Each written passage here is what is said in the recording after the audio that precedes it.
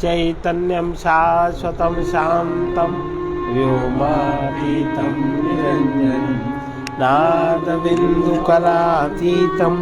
तस्मै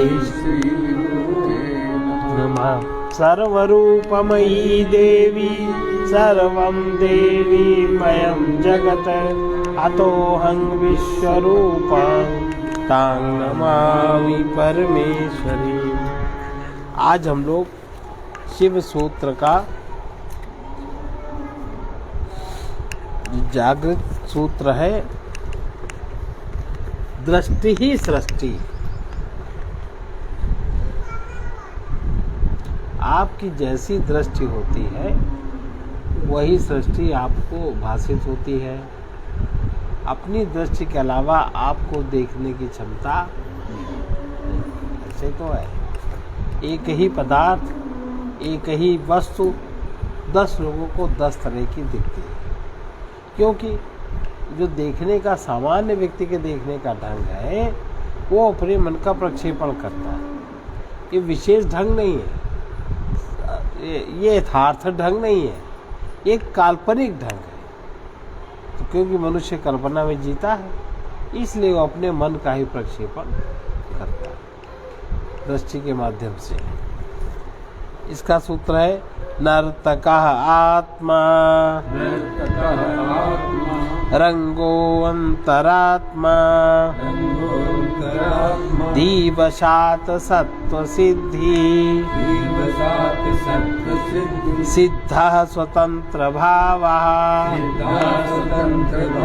विसर्ग स्वभावा व्याद बहि विसर्ग स्वभाव्याद बहि विसर्ग स्वभाव्याद बहि स्थिते तत् स्थिति स्थिते तत् स्थिति। आत्मा नर्तका, दृष्टि ही सृष्टि है। इस सृष्टि में क्या है? आत्मा ही नर्तक है, आत्मा ही नाचने वाला है। बाकी सारा दृश्य जगत जड़ है। और जहाँ भी कहीं भी आत्मा ही चारों तरफ नाचता है, तो उसके नाचने से ही जो परिवर्तन नजर आते हैं, तो हमको लगता है सृष्टि बड़ी सुंदर है, सृष्टि परिवर्तनशील है, जबकि सृष्टि ज्यों की त्यों है। इस सृष्टि में आत्मा ही नर्तक है। आत्मा जैसा चाहे वैसा वो देखना, यथार्थ देखना चाहता तो यथार्थ देखता है, कल्पना देखना चाहता तो कल्पना देखता है। और सामान्य दृष्टि जो व्यक्ति अपने मन का ही प्रक्षेपण करता है दृश्य के ऊपर, यथार्थ रूप से नहीं देख पाता। तो ये आत्मा नर्तक है। ये अभी आज बहुत शॉर्ट में पढ़, कल इसको ठीक से बताएंगे। और दूसरा रंगो अंतरात्मा, और आत्मा नर्तक है और अंतरात्मा रंगमंच है। बहिरात्मा नर्तक है, बहिरात्मा माने अहंकार, वो नाचने वाला है। मैं ये हूँ, मैं ये हूँ, मैं ये हूँ, और हर जगह अपने हाथ फैलाता फिरता है, मुझे ये चाहिए, मुझे वो चाहिए, मुझे वो चाहिए। उसी की दृष्टि जो आपका अंतरात्मा है, रंगमंच है अंतरात्मा का, रंगमंच है शुद्ध चैतन्य का। और उस पर नाचता कौन है? आत्मा माने अहंकार, जो सृष्टि में अहंकार बहिर है। लेकिन ये चीज कब ठीक होती है? जब हम अपने आप को स्ववश कर लेते हैं, जब हमारी बुद्धि अपने आप वश में होती है। और बुद्धि कब वश में होती? जब बुद्धि मन के वश में नहीं रहती। जब बुद्धि मन से हट जाती है, आत्मा में स्थित हो जाती है, जब बुद्धि वश में हो जाती है, तभी सत्व की, सत्व माने जो हमारा लक्ष्य है, जो हमारा अंतःकरण, जो अंतरात्मा है, तभी उसकी सिद्धि होती है जब बुद्धि वश में होती है। अगर बुद्धि हमारी वश में नहीं होती तो सत्व की सिद्धि को नहीं होती, और हम इसमें घूमते रहते हैं, प्रक्षेपित करते रहते हैं। और सिद्ध होने से जब तक सत्व की सिद्धि नहीं होती, तब तक स्वतंत्रता फलित नहीं होती। क्रिया सिद्धि सत्वे भवति महता नोपकरणै। किसी भी क्रिया की सिद्धि सत्व से होती। सत्व माने क्या होता है? भाव, बल, भाव का बल। और ये महतानोपकरण है, चाहे जितने बड़े बड़े उपकरण हो, साधन हो, उससे क्रिया की सिद्धि नहीं होती। तो सिद्ध होने से ही स्वतंत्रता फलित होती। अगर कोई सिद्ध, किसी की सत्व की सिद्धि नहीं होती, किसी के लक्ष्य की सिद्धि नहीं होती, किसी के भाव नहीं प्रकट होता, कोई सद्भाव में जब तक नहीं आता तब तक कोई स्वतंत्र भी नहीं हो सकता। और जब तक कोई स्वतंत्र नहीं हो सकता, जब वो स्वतंत्र हो जाता है तो उसके स्वतंत्र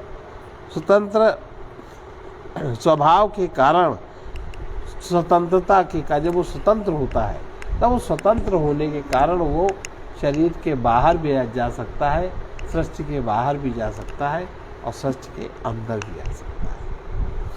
और बाहर स्थित रहते हुए वो अपने अंदर भी रह सकता है, अर्थात सर्वत्र व्यापक वो अपने आप को अनुभव करता है।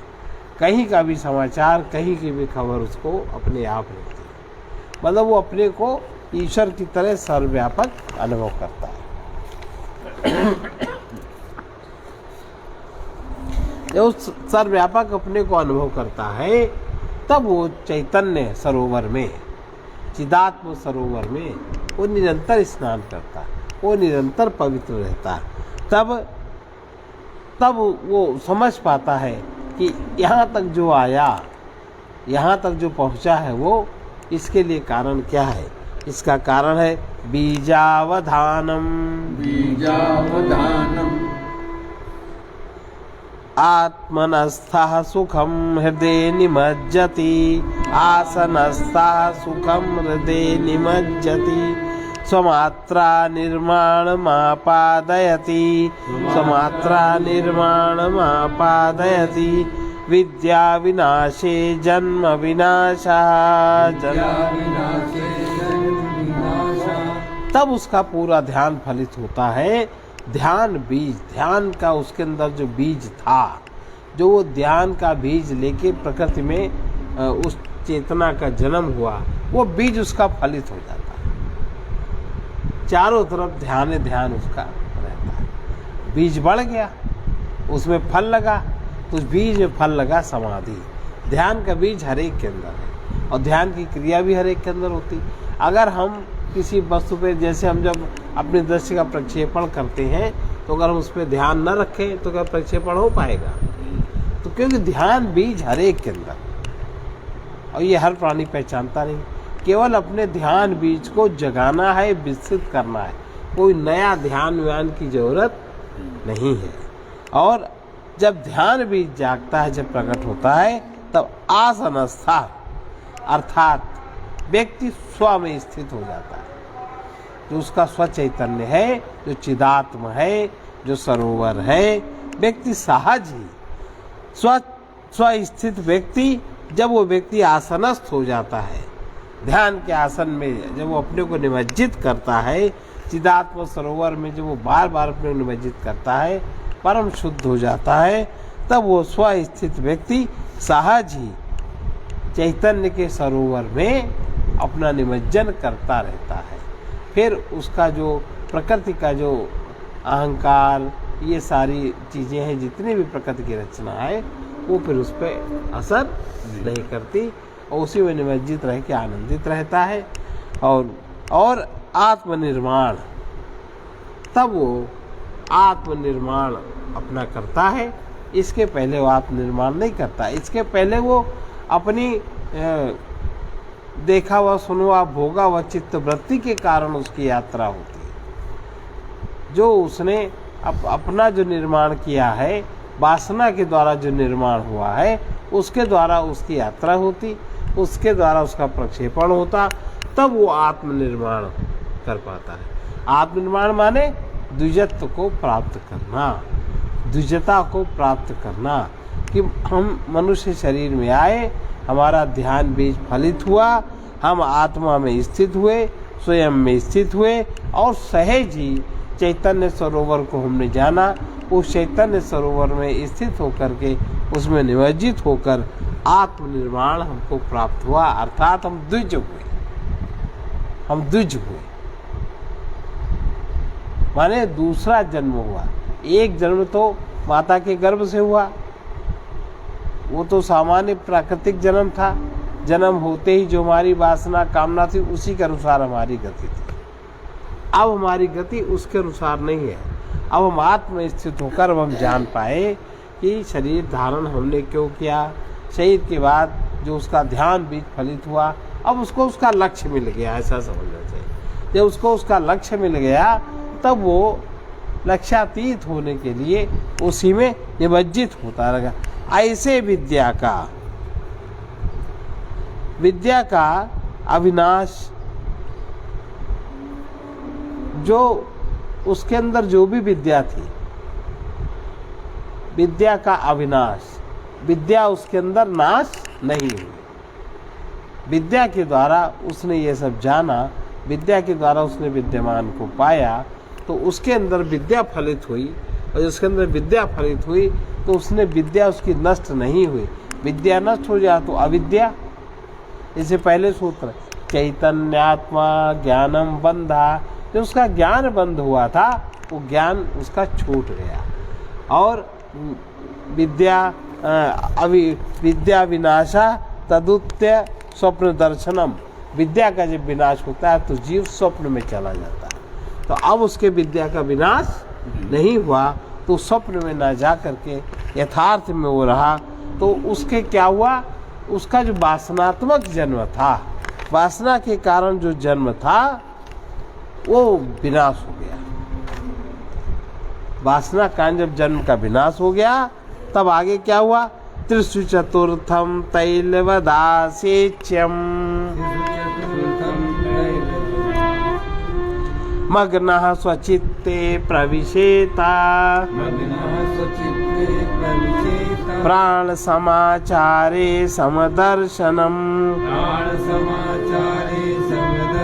शिवतुल्यो जायते। तब जो तृतीय भोक्ता वीरेशा, जागृत स्वप्न सुषुप्ति भेद तुरिया भोग समता जो सूत्र था, तो वो जो तीनों अवस्थाएं हैं उन तीनों अवस्थाओं में रहते हुए चौथी अवस्था का तेल की तरह सिंचन होने लगता है। मतलब शरीर में रहते हुए, तीनों अवस्थाओं में रहते हुए, जैसे तीनों अवस्थाओं में जाने का हमारा क्रम है, तीनों अवस्थाओं में चौथी अवस्था में हम तीनों अवस्थाओं में बने रहते हैं और चौथी अवस्था में हमारी स्थिति बनी रहती है। वो सींचा जाता है, तीनों अवस्थाओं से उसका सिंचन होता है। क्योंकि अगर तीनों अवस्थाएं ना हो तो उसका सिंचन ना हो। ये अवस्था जागृत अवस्था आई, अब स्वप्न अवस्था आई, अब सुषुप्ति आई, तो इसमें अगर चौथा हमें स्मरण ना रहे तो हम तीनों अवस्था जाने ना, हम वही के वही बन जाए। तो जागृत स्वप्न सुषुप्ति भेदे तुरिया भोग संविता, इन तीनों अवस्थाओं को जानने वाला, इन तीनों अवस्थाओं को भोगने वाला व्यक्ति तृतीय भोक्ता वीरेशा, ये तीनों को भोगने वाला व्यक्ति वीर होता है। अब तीनों अवस्थाओं में चौथी अवस्था का तेल की तरह सिंचन होता है, माने चारों स्तर उसके जागृत है। अब वो सुप्त अवस्था में नहीं है, बीजावधानम, ध्यान का बीज उसमें फलित हुआ और वो जाग गया, समाधि में स्थित हो गया। अब वो समाधि उसकी 24 घंटा है। ऐसी समाधि नहीं है कि अभी मैंने होश में आ गया, अब वो होश में आ गया और बेहोश नहीं होने वाला है। सोएगा तभी जब सोने की बात है, और जब देखना होगा तब वो स्वप्न देखेगा, नहीं देखना होगा तो नहीं। यथार्थ घटनाएं उसको स्वप्न में दिखेंगी। ये सब मायामय चीज़ें समाप्त हो जाएंगी। अब ऐसा मग्न हुआ, जब ये प्रसन्नता प्राप्त होती है, जब चौथी अवस्था किसी की स्थिर होकर जागृत रहती है, तब मगन हो जाता है। क्या मग्न स्वचित्ते प्रविशेत, आनंदित हो जाता है। तो ऐसे आनंद में जो प्राकृतिक रूप से चित्त है, चित्त हमने जिसको भी स्टोर रूम बना रखा, सब कबाड़ भर रखा, चित्त एकदम शुद्ध हो जाता है। और उस चित्त में जिस प्रकार से चित्त से चेतना होकर के इस जगत में आई, और उसी प्रकार चेतना से चित्त, चित्त से चेतना, मन बुद्धि चित्त, माने चारों स्थितियां हैं उसकी। अब वो आत्मा से लेके उसमें उसका सम्मय आत्मा का प्रकटीकरण, प्रकृति के साथ कैसा संयोजन, यथार्थ तथ्य उसको प्राप्त होता है। आप इस चीज को शब्द में नहीं कह सकते। ऐसा मगन हुआ स्वचित्त में प्रवेश कर जाता है, अपनी जो चैतन्यता है उसमें प्रवेश कर जाता है। जब उसमें प्रवेश कर जाता है तब सर्वत्र जो परमात्मा है उसको प्राण ऊर्जा, जो उसकी प्राण ऊर्जा है, प्राण ऊर्जा के द्वारा सर्वत्र परमात्मा की ऊर्जा का जो प्रस्फुटन प्राण के रूप में है, ऐसा व्यक्ति उस प्राण में स्थित होके परमात्मा की जो नंबर 2 की ऊर्जा प्राण ऊर्जा है उसमें स्थित होके वो पूरे जगत में समदर्शिता को प्राप्त होता है। उसका मन पुरानी तरह से नहीं रहता और वो शिव तुल्य हो जाता है। ऐसी क्षमता उसको प्राप्त होती कि वो शिव के तुल्य हो जाता है। अब ऐसा व्यक्ति जो शिव तुल्य हो जाता है, अब उसका जप क्या है? कथा जपः दानम आत्मज्ञानम यो विपस्थो ज्ञाहेतुश्च यो विपस्थो ज्ञाहेतुश्च स्वशक्ति प्रचयोस्य विश्वम प्रचयोस्य वित्वम स्थिति लयौ स्थिति। अब ऐसे लोग जो भी बोलते हैं वो अलग से जप अप नहीं करते, वो जो बोलते हैं परमात्मा का ही तो शब्द है, वही उनका जप है। जो कुछ भी कहेंगे वो उनका जप है, वो परमात्मा की अर्चना वो करेंगे। जो भी बोलेंगे, जो भी व्यवहार करेंगे, वही उनकी पूजा है। और उनका दान क्या है? वो किसी को भी कुछ अगर देते हैं तो आत्मज्ञान ही देते हैं। आत्मज्ञान के नीचे उनका दान नहीं। दानम आत्मज्ञानम, आत्मज्ञान का ही दान जो उन्होंने प्राप्त किया, जो उनके पास है, वही रास्ता वो दूसरे को बताते हैं। दानम आत्मज्ञानम। और जो अंतः शक्तियों का स्वामी है, जो अपनी इन अंतः शक्तियों का मन बुद्धि चित्त अहंकार का स्वामी हो गया है, वही वास्तव में उनके ज्ञान का स्वामित्व तो ही ज्ञान का कारण है। उनकी पराश्रिता नहीं है। जो उनका उसमें अधिकार प्राप्त हुआ, जो सब चीज़ों के बस वो न रहा, सब उसके बस में हो गया, वही उसके ज्ञान के जागृति का कारण है और कोई दूसरा कारण नहीं है। अब उसमें जो अपनी शक्ति है, चैतन्य की आत्मा जो भी उसको शक्ति है, प्रकृति की जो भी, वो उसी में पच गई। अब जब पचा लिया तो उसका सहस्त्रार पूरी तरह से खिल गया। और प्रचय अर्थात जो विलास है, सृष्टि का जो विलास है, स्वशक्ति का प्रचय अर्थात विलास ही उसका विश्व है। वो सब में विलास विलसित होता है, आनंदित होता है। वो जो परमात्मा का विलास है, आनंद ऐसा व्यक्ति लेता है और वह स्वेच्छा से अपने रह सकता है शरीर में, और जब चाहे तो शरीर को लय कर सकता है और पुनः धारण कर सकता है। ये उसको शक्ति प्राप्त हो जाती है। बस।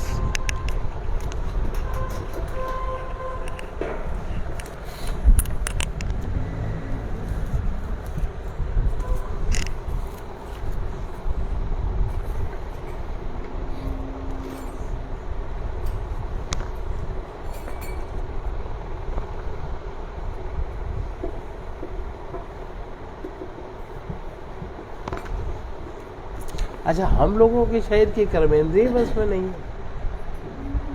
कर्मेंद्रियों से कार्य हम लोग नहीं करना चाहते, ज्ञानेंद्रियों से कार्य नहीं करना चाहते। अपने काम के लिए हम दूसरे की शक्ति का उपयोग करते हैं, भोग करते हैं। तो कहाँ से हमारा पचय? सामान्य शक्ति ही नहीं।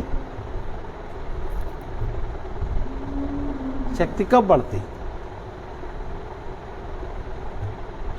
वो चीज अभी वो पता ही नहीं पड़ा। अभी तो ऐसा भोग है कि उसको कुछ कहा नहीं जाए। अभी विचित्र प्रकार की भोग बनती है। अभी तो ये सब कहाँ, ये सब तो बिल्कुल समझ से परे है।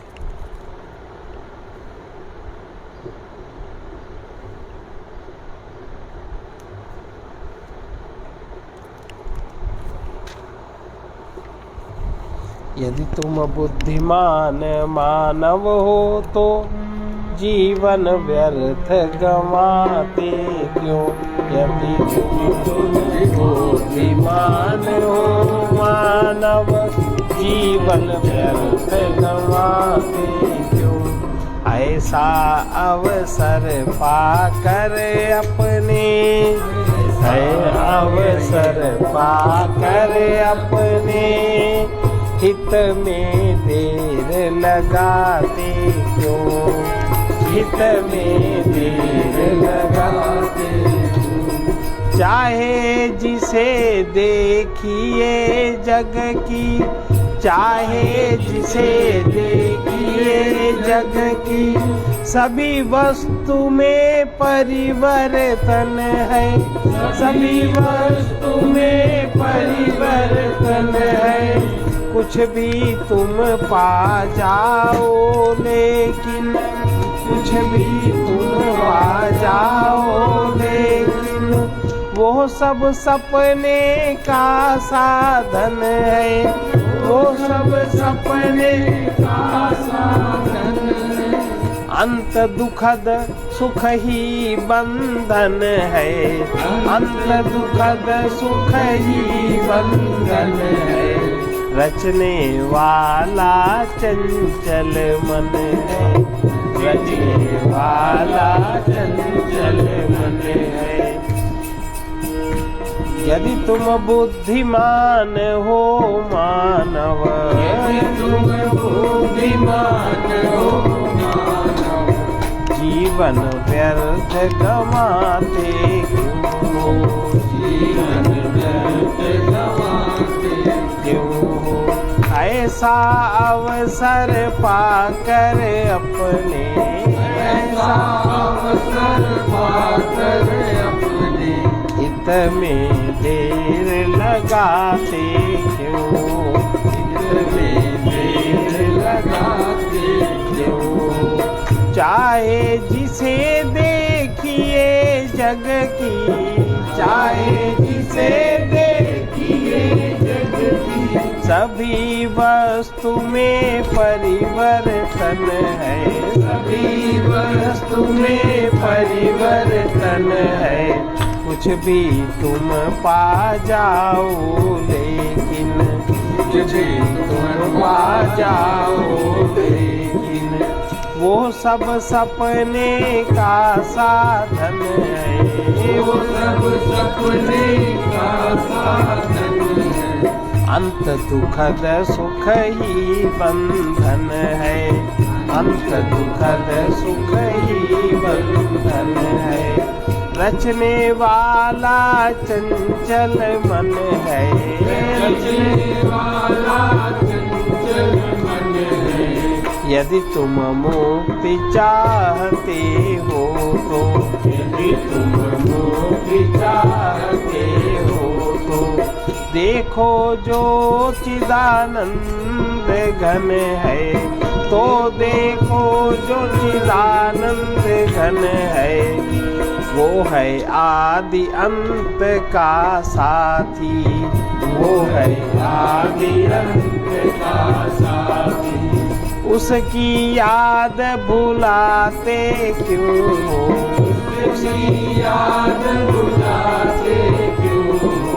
यदि तुम बुद्धिमान हो मानव, यदि तुम बुद्धिमान हो मानव, जीवन व्यर्थ गंवाते क्यों। जीवन व्यर्थ गंवाते क्यों। उसकी याद भुलाते क्यों का मतलब है अपनी जो तुम्हारी चौथी अवस्था है तुरीय अवस्था, इसको तुम क्यों भूले। बस इतनी सी बात है ये। और कई परमात्मा कोई बड़े आकाश में, कोई तुम्हारे राम, कोई तुम्हारे कृष्ण, कोई नहीं छुड़ाने आए, किसी को नहीं छुड़ा पाए। अगर इनके सबके कथानक देखो तो इनके जीवन में तभी इनको खुद ही मुक्ति मिली जब वो अपने चौथे स्तर पर प्रतिष्ठित हुए। वो निरंतर प्रतिष्ठित थे, लेकिन कोई नियम के विरुद्ध उन्होंने काम नहीं किया। जो प्राकृतिक नियम था उसी के अनुसार वो चले। तो जब यह है कि उसकी याद भुलाते क्यों, मतलब जो तुम्हारे में जो चौथा स्तर, जो जागरूकता का स्तर है, तुम उसे क्यों भूल जा। तुम क्यों सो जाते हो, स्वप्न में क्यों चले जाते हो, जो ये पदार्थ जगत है असत को सत क्यों मानने लगते हो, अनित्य को नित्य क्यों मानने लगते हो। इसलिए होश में आओ। अभी जो हम लोगों ने सुना है इसमें, कल इसको और व्याख्यायित करके बताएंगे। वो यही बात है। पुण्यवान होना है तुमको, पुण्यवान होना है तुमको, सेवा पर उपकार करो तुम, सेवा पर उपकार करो तुम। यदि अपना उत्थान चाहते, यदि अपना उत्थान चाहते, प्राणी मात्र से प्यार करो तुम, प्राणी मात्र से प्यार करो। प्राण समाचार जो सब जगह व्यापक है उसको स्पर्श करना सीखो, उसको पकड़ना सीखो। उस प्राण में अनंत जीव पल रहे हैं, ये उसका भाव। अभी हम लोग अपने ही प्राण को स्पर्श नहीं कर पाते, स्मरण ही नहीं रहता है। उल्टी सांस लेना है, सीधी सांस लेना, कैसे जाना है अभी कुछ नहीं पता। यदि अपना उत्थान चाहते, यदि अपना उत्थान चाहते, प्राणी मात्र से प्यार करो तुम, प्राणी मात्र से प्यार करो तुम। हृदय निष्कलुष रखना हो तो, हृदय निष्कलुष रखना हो तो, सबसे सद्व्यवहार करो तुम, सबसे सद्व्यवहार करो तुम। सत्य ज्ञान से दुखद अविद्या, सत्य ज्ञान से दुखद अविद्या की सीमा को पार करो तुम, की सीमा को पार करो तुम।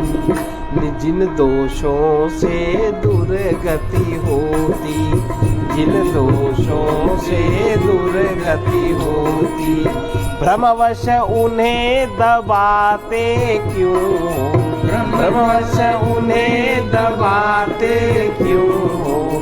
ऐसा अवसर पाकर अपने, ऐसा अवसर पाकर अपने, हित में देर लगाते क्यों हो, हित में देर लगाते क्यों हो। यदि तुम बुद्धिमान हो मानव, यदि तुम बुद्धिमान हो मानव, जीवन व्यर्थ गवाते क्यों हो, जीवन व्यर्थ गवाते क्यों हो। जिसके द्वारा मानवता में, जिसके द्वारा मानवता में सरल दिव्यता लाई जाती, सरल दिव्यता लाई जाती। शुभ कर्मी बन सद्भावों की,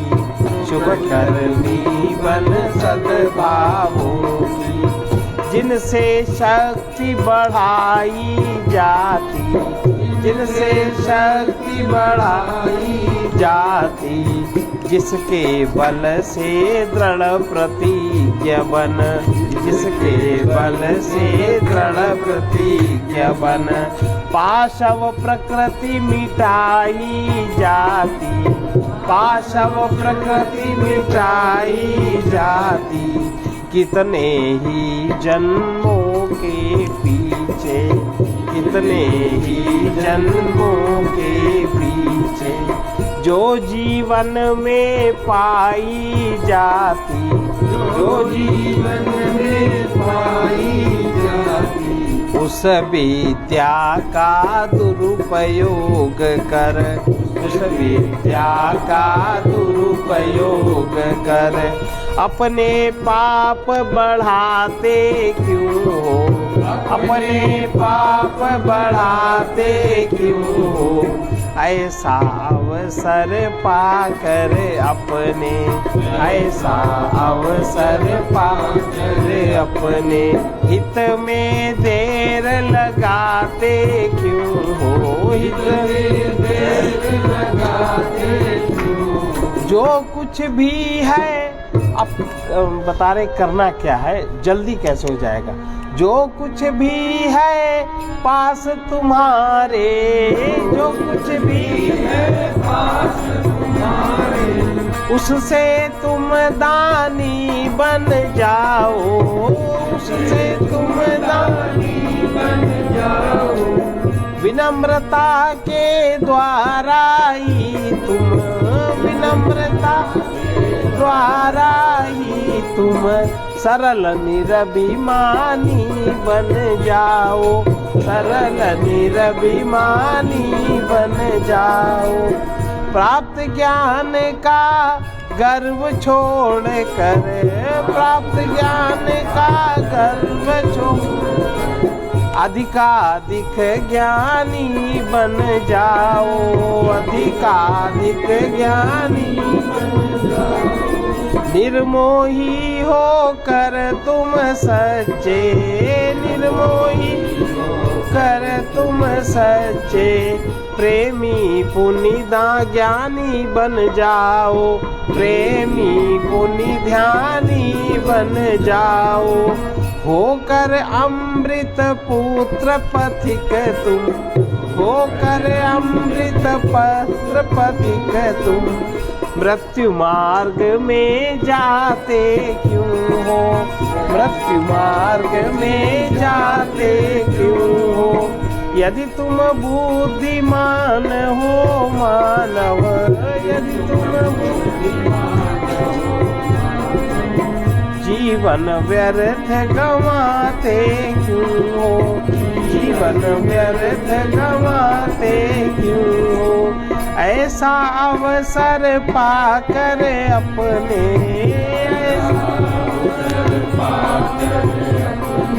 हित में देर लगाते क्यों हो, हित में देर लगाते क्यों। जितने भी साधन है सब चित्त की शुद्धि के लिए है।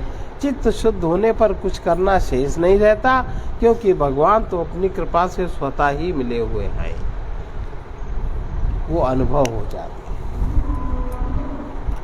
हम लोग नहीं करना चाहते। हम लोग अगर कोई बात कही भी जाती है तो तुरंत ये रास्ता करके, ये रास्ता अपना के अपने अहंकार की ही तुष्टि करते हैं। चित्त इस तरह का। बताओ, ये अंतर्निरीक्षण करो, कहाँ हो। सेवा करने नहीं चाहते, नहीं करना चाहोगे तो कैसे बनेगा भाई। परोपकार करना ही नहीं चाहते, आश्रम में रह के भी नहीं करना चाहते, रोज सुनने के बाद भी नहीं करना चाहते, दूसरे के परिश्रम का खाना चाहते, दूसरे के मेहनत का खाना चाहते, खुद मेहनत करके भोजन नहीं करना चाहते। आश्रम का अर्थ होता है विशेष परिश्रम जहाँ किया जाए, उसको आश्रम कहते हैं, तब विश्राम किया जाए। हाँ, माने मानसिक परिश्रम भी, शारीरिक परिश्रम भी, भौतिक परिश्रम भी, आत्मिक परिश्रम, और जागृत होकर जिया जाए। तो घर से ज़्यादा सुप्तावस्था यहाँ वालों की है। घर में तो रह के व्यक्ति हर व्यवस्था का ध्यान रखता है, सब कुछ करता है। यहाँ नहीं, यहाँ तुरंत शिकायत करता है। और किससे शिकायत करता है? हमसे, क्योंकि बिल्कुल अधिकार नहीं है, हमसे शिकायत करता है। जैसे कोई हमारा अतिथि, जैसे कोई हमारा मेहमान है। क्यों भाई, सच बात है कि नहीं? आप अपनी मर्जी से हैं, हमारी मर्जी से थोड़ी। सर्वे भवन्तु सुखिनः, सर्वे सन्तु निरामया, सर्वे भद्राणि पश्यन्तु, मा कश्चित् दुःखभाग् भवेत्। कृष्णाय वासुदेवाय हरये परमात्मने प्रणतक्लेशनाशाय गोविन्दाय नमो नमः। उग्रवीर महाविष्णु, उग्रवीर महाविष्णु, ज्वलन्तं सर्वतोमुखं, ज्वलन्तं सर्वतोमुखं, नृसिंहं भीषणं भद्रं, नृसिंहं भीषणं भद्रं, मृत्युर्नमाम्यहम् ॐ ह्रौं जूं सः ॐ भूर्भुवः स्वः ॐ त्र्यम्बकं यजामहे सुगन्धिं पुष्टिवर्धनम् उर्वारुकमिव बन्धनात् मृत्योर्मुक्षीयमामृतात् ॐ स्वः ॐ भुवः भूः ॐ सः जूं ह्रौं